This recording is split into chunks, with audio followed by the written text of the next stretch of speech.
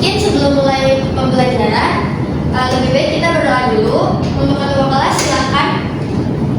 Baik Bu, sebelum kita mulai pembelajaran pada hari ini, langkah baik kita berdoa terlebih dulu. Doa dimulai.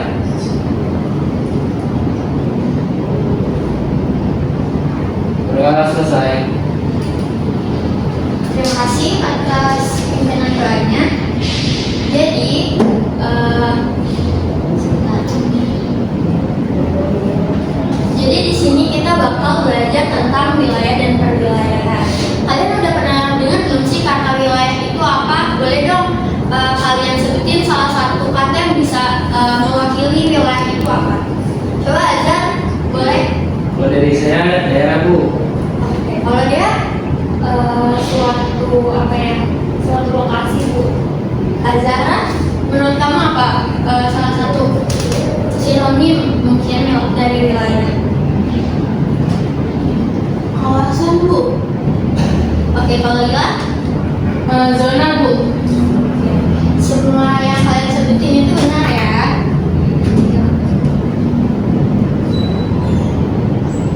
Nah, jadi sebelum masuk ke materi, di sini saya bakal ngejelasin tujuan dari pembelajaran ini. Nah, setelah kalian mengikuti pembelajaran bab ini, saya itu berharap kalian itu bisa memahami konsep dari wilayah dan perwilayahan itu sendiri, lalu memahami jenis-jenis wilayah seperti wilayah formal dan juga fungsional. Selanjutnya itu ada mengidentifikasi pusat pertumbuhan di suatu wilayah, dan yang terakhir itu menganalisis kasus nyata terkait wilayah-wilayah. Selanjutnya, apa itu wilayah? Jadi menurut Taylor yang merupakan ahli geografi dan antropologi dari Australia, beliau mengemukakan bahwa wilayah adalah suatu bagian dari permukaan bumi yang berbeda dan ditentukan oleh sifat-sifat yang berbeda dari lainnya. Nah, kalau menurut peraturan pemerintah sendiri pada nomor 47 tahun 1997, wilayah itu adalah kesatuan geografis beserta segenap unsur terkait padanya yang batas dan sistemnya yang ditentukan berdasarkan administratif dan atau aspek sosial. Jadi kalau kita simpulin, wilayah itu merupakan daerah di permukaan bumi yang memiliki ciri, sifat, dan karakteristik tertentu yang berbeda dengan wilayah satu dengan wilayah lainnya. Nah, selanjutnya di sini ada jenis-jenis wilayah. Yang pertama itu ada wilayah formal.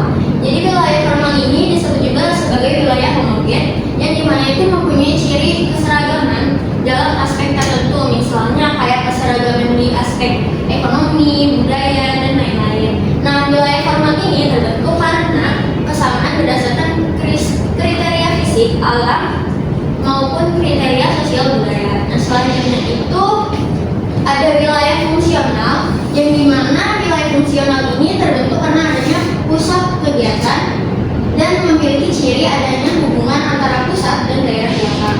Misalnya Jabodetabek. Nah, Jabodetabek walaupun daerahnya heterogen atau memiliki keberagaman di berbagai aspek, namun secara fungsional itu mereka itu saling berhubungan satu sama lain untuk memenuhi kebutuhannya. Misal kayak Tangerang sama Bogor.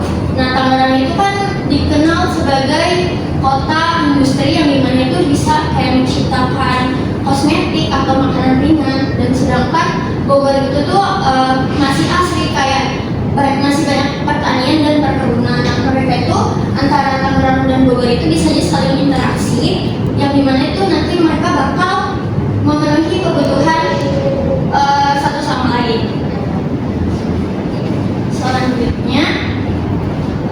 Selanjutnya setelah kita belajar tentang wilayah, di sini kita bakal melanjutin apa itu perwilayahan. Jadi perwilayahan itu merupakan proses dari delineasi atau pembatasan atau juga penggolongan wilayah berdasarkan kriteria tertentu. Nah, di sini terdapat beberapa penggolongan perwilayahan. Yang pertama itu ada wilayah alamiah yang berdasarkan ketampakan alaminya. Yang selanjutnya itu ada wilayah ketampakan tunggal berdasarkan pada satu ketampakan saja, misalnya kayak wilayah pegunungan dan pantai gitu. Yang ketiga itu ada wilayah berdasarkan jenisnya, didasarkan pada ketampakan jenis atau tema tertentu. Yang keempat itu oleh kondisi grafis yang khas dalam hubungannya dengan letak, adat istiadat, budaya, dan kependudukan secara umum.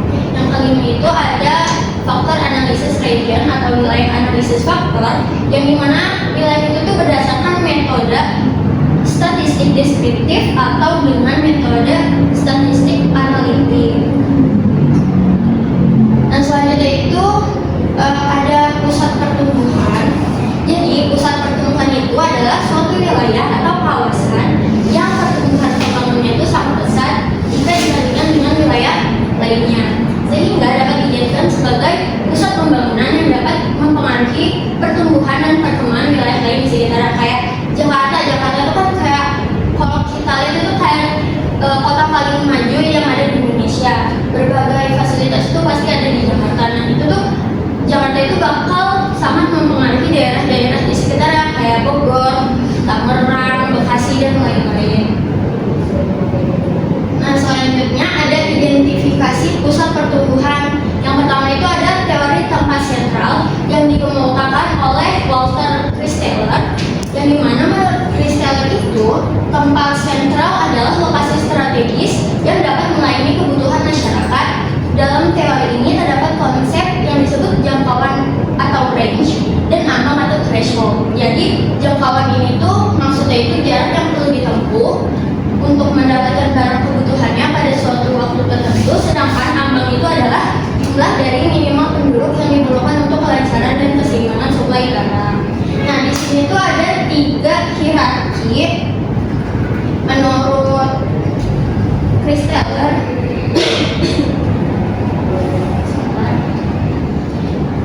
Pertama itu ada hierarki yang ketiga.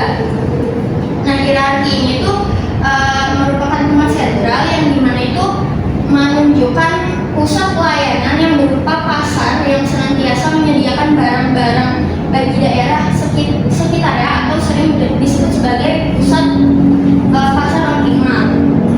Selanjutnya yang hierarki keempat ini, hierarki keempat itu dinamakan sebagai lalu lintas optimum, yang artinya di daerah tersebut dan daerah sekitarnya yang terpengaruh tempat sentral tersebut memberikan kemungkinan rute lalu lintas yang paling efisien.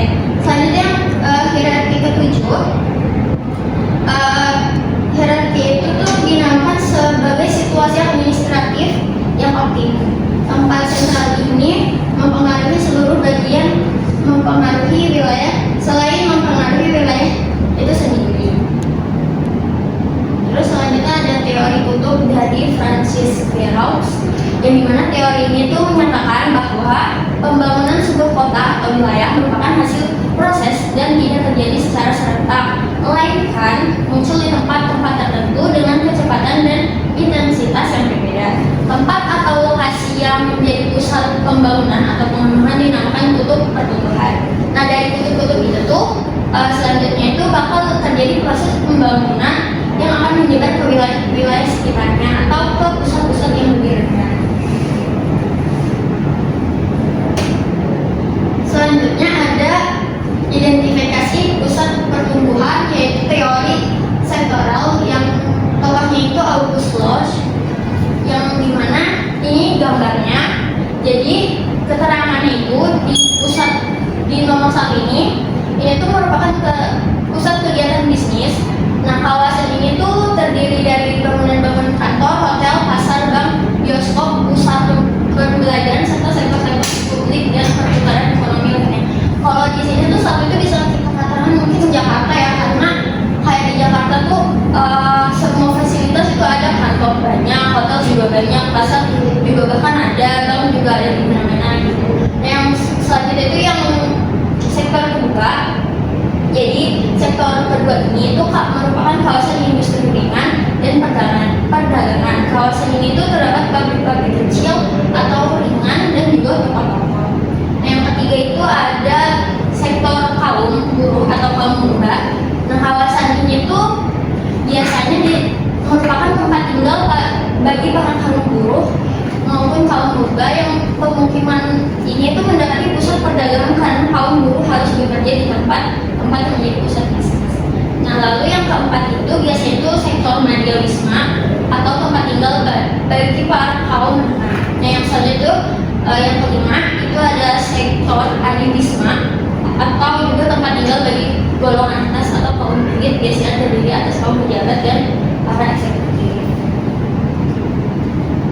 Nah, selanjutnya di sini ada penugasan. Jadi nanti saya bakal bagi kalian menjadi 2 kelompok dan kalian bakal pilih satu lokasi nyata, kayak misalnya pasar atau kayak tempat kuliner gitu. Nah, nanti kalian bakal analisis lokasi tersebut berdasarkan 2 jenis wilayah yang tadi udah dijelasin, ada wilayah formal dan fungsional, lalu nanti dipresentasikan.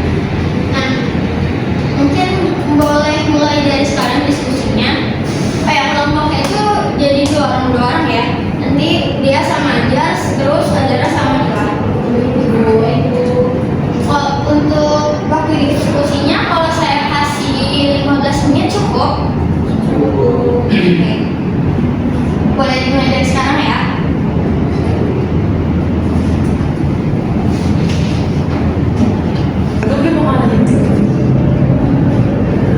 Ini gimana progres pencariannya? Ada yang mau ditanyain atau kalian ada kesulitan? Ya, ada sih. Lanjutkan ya. Sama kalian udah sampai mana progresnya? Jadi ini Bu, masih menentukan wilayah tapi udah dapat satu tapi buat pertandingan itu Bu. Belum dianalisis. Belum, tapi kita udah pertama ini udah kita analisis. Lanjutkan ya.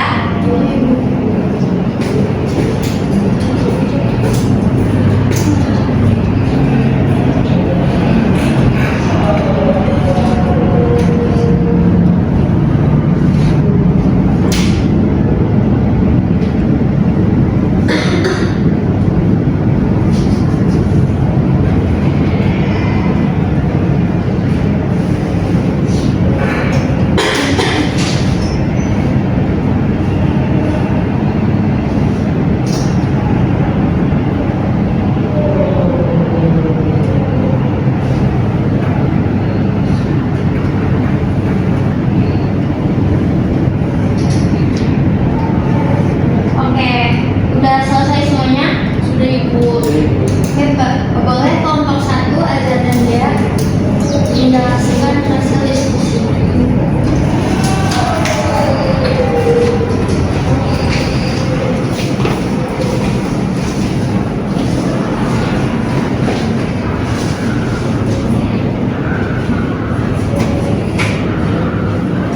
Assalamualaikum warahmatullahi wabarakatuh. Waalaikumsalam warahmatullahi wabarakatuh. Kami dari kelompok 1 izin memaparkan dari hasil analisis kami. Kami mengambil tentang wilayah pasar tradisional.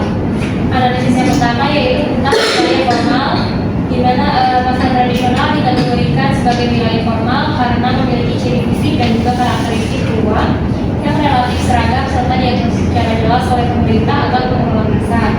Kemudian di dalamnya terdapat tukang-tukang kios untuk sayur, area penjualan daging dan ikan, warung jalan kaki, serta zona bongkar muat barang. Struktur fisik ini menandakan adanya kesamaan penggunaan ruang, yaitu untuk aktivitas ekonomi, khususnya jual beli kebutuhan konsumsi rumah tangga.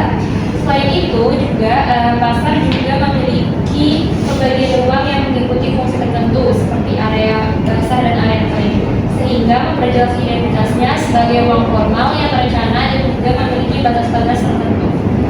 Keseragaman penggunaan lahan ini, dominasi pedagang kecil serta keberadaan aturan operasional atau jam buka, retribusi dan pembagian lapak semakin mempertegas pasar sebagai wilayah formal yang terbentuk melalui kesamaan fungsi ekonomi dan struktur ruang. Baik, untuk wilayah fungsionalnya dalam konteks wilayah fungsional, pasar tradisional memang memegang peran sebagai pusat kegiatan ekonomi dan sosial masyarakat.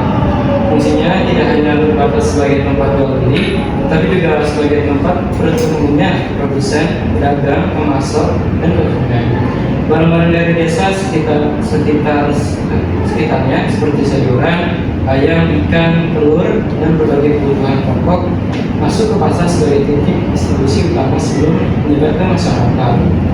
Pasar pun menjadi simpul penggerak masyarakat karena dapat mendapatkan transportasi baik angkot, ojek maupun jalan kaki berkumpul di area ini. Aktivitas tawar menawar, interaksi antar pedagang, hubungan sosial antar pelanggan tetap dengan tujuan.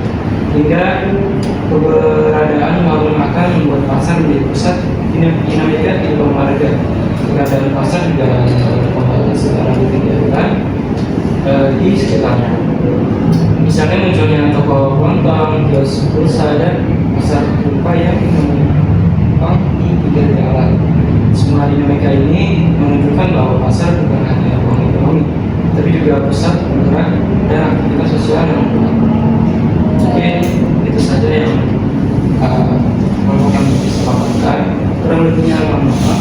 Assalamualaikum warahmatullahi wabarakatuh. Waalaikumsalam warahmatullahi wabarakatuh. Baik, terima kasih kelompok 1. Kita kasih tepuk tangan dulu buat kelompok 1.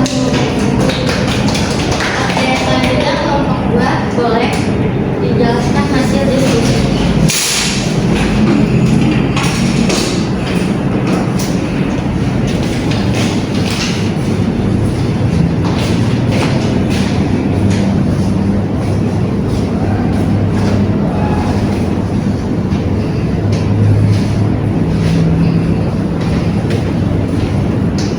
Assalamualaikum warahmatullahi wabarakatuh.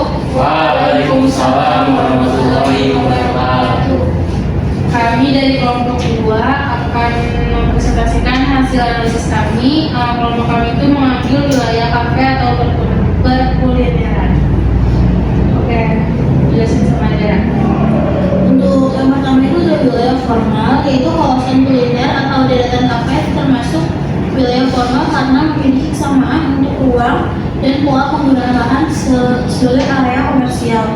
Setiap kafe memiliki struktur ruang yang serupa seperti bangunan pelayanan, area makan indoor maupun outdoor, tempat kasir, deretan meja dan kursi, serta dekorasi yang mengikuti tema tertentu. Walaupun gaya dekorasinya berbeda-beda, fungsinya tetap sama, yaitu menyediakan makanan dan minuman. Wilayah ini biasanya diatur dalam zonasi komersial atau zona perdagangan dan jasa, sehingga karakter ruangannya homogen sebagai tempat usaha. Selain itu, adanya izin usaha, jam operasional, standar pelayanan, dan aturan pengelolaan menjadikan kafe sebagai bagian dari wilayah formal yang terstruktur dalam sistem ekonomi kota. Oke, selanjutnya ada wilayah fungsional. Secara fungsional, kafe berperan sebagai ruang sosial di mana berbagai kelompok masyarakat berkumpul untuk berinteraksi, bekerja, belajar, atau mengadakan rapat informal. Kafe ini menjadi pusat aktivitas anak muda, pekerja lepas, mahasiswa, dan komunitas kreatif. Dalam era digital, kafe juga berfungsi sebagai lokasi kerja berbasis internet atau remote working karena menyediakan wifi, stop kontak, dan suasana yang nyaman. Fungsi ekonominya sangat kuat ditandai dengan perputaran transaksi, jasa food delivery, dan aliran pengunjung dari pagi hingga malam. Kafe juga berkontribusi membentuk pola aktivitas kawasan sekitarnya, misalnya munculnya tempat parkir, toko kecil, studio foto, barbershop, atau distro. Dinamika pengunjung yang tinggi menciptakan arus mobilitas sehingga kawasan kafe menjadi simpul aktivitas ekonomi dan sosial yang menunjukkan fungsi wilayah secara jelas dan terukur. Mungkin sekian yang dapat kami sampaikan. Wassalamualaikum warahmatullahi wabarakatuh. Waalaikumsalam warahmatullahi wabarakatuh.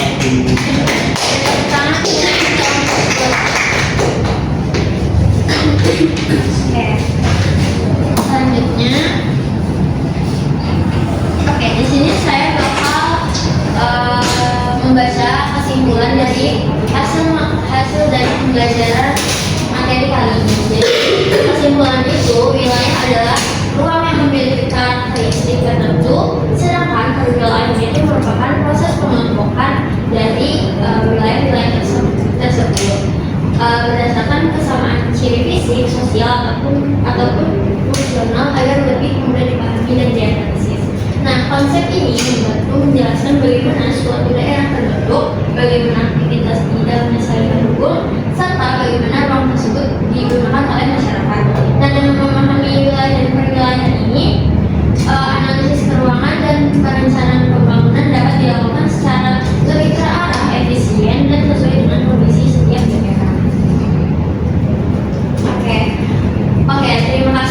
buat kalian sudah mengikuti pembelajaran materi tentang wilayah dan perwilayahan dengan baik, dan presentasinya tadi udah bagus banget.